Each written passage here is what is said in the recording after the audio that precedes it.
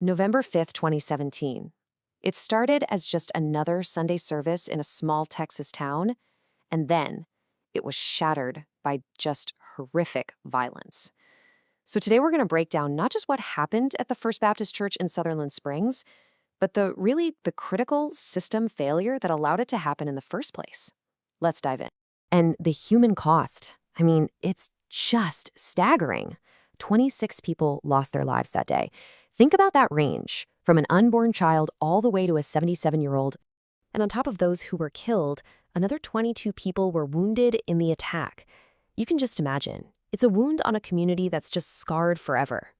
This all happened at the First Baptist Church in Sutherland Springs. This was supposed to be a safe place, a place for worship, for community. And in just a few moments, it was turned into the site of the deadliest mass shooting in the history of Texas. Okay, so let's walk through what actually happened that morning to really get a picture of how this tragedy unfolded.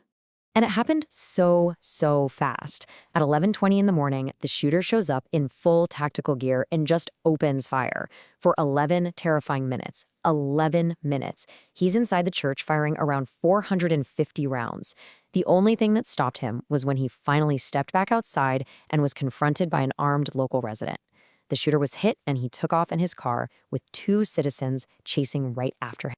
And this is the man who confronted him, Stephen Williford. Just think about this. He's a neighbor, a former firearms instructor.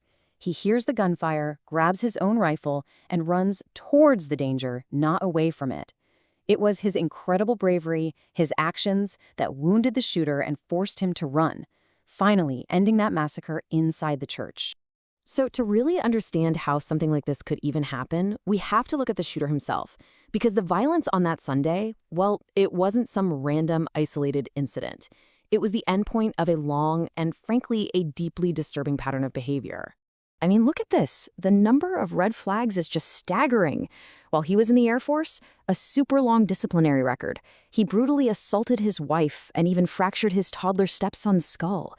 He was making death threats against his superiors. He got caught sneaking firearms onto an Air Force base. He even escaped from a mental health facility for a bit back in 2012.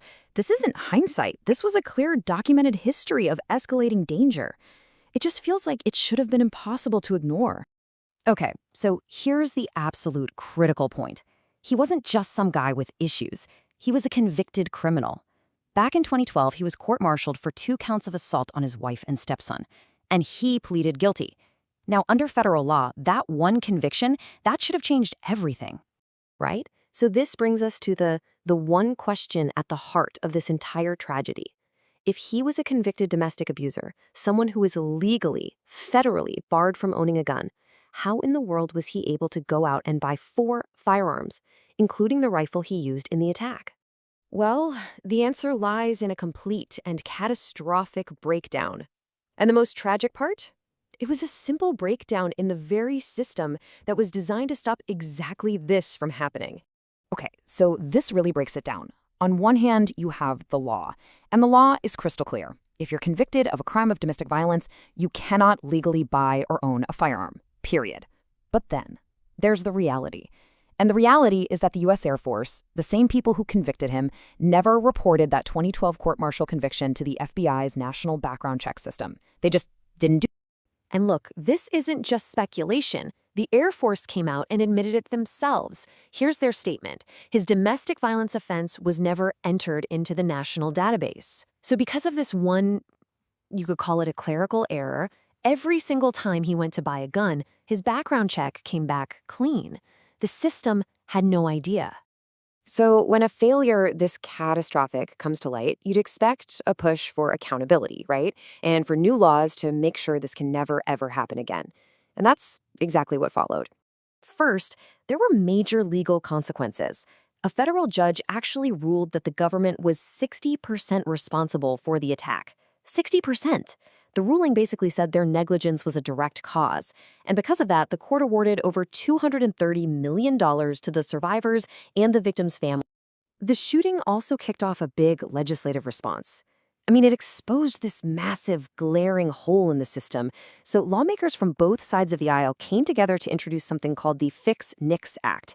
It was signed into law in March 2018, and what it does is it actually creates penalties for government agencies that fail to report this stuff.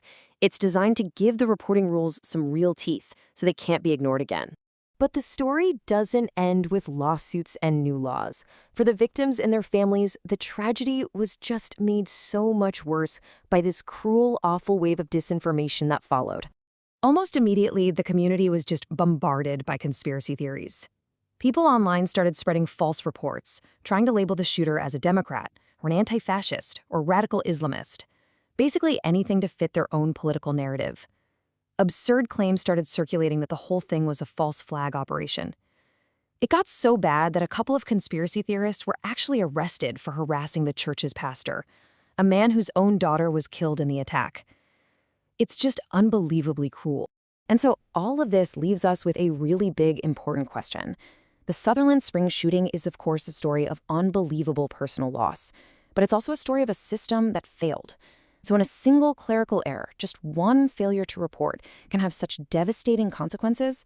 What does true accountability really look like? For the individuals involved, for our institutions, and maybe for all of us?